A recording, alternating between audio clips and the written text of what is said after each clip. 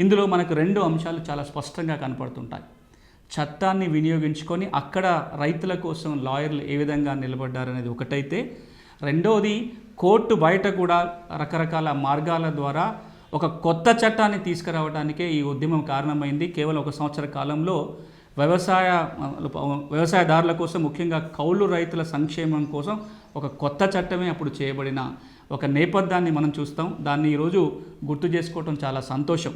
104 ఏళ్ళు అయినా సరే ఈరోజు కూడా స్ఫూర్తిదాయకంగా నిలుస్తున్న ఈ చంపారన్ ఉద్యమం గురించి మాట్లాడుతూ ఇప్పుడు మనం దీని నుంచి నేర్చుకునేది ఏంటి, దీన్ని మనం ఆదర్శంగా తీసుకుని ఇప్పుడు ఏం చేయొచ్చు అనే ఒక 2 అంశాలే ప్రస్తావించి ఇతర విషయాలకు వెళ్దాం. ఒకటి, ఈరోజు కూడా చట్టాలు రైతులు వినియోగించుకోవడం చాలా తక్కువ ఉన్న నేపథ్యంలో ఎన్నెన్నో చట్టాలు వచ్చినాయి రైతుల కోసం. ఆ చట్టాలు రైతులకు ఉపయోగపడాలంటే చట్టం తెలిసిన వాళ్ళందరూ రైతుకి అండగా ఉండాలి.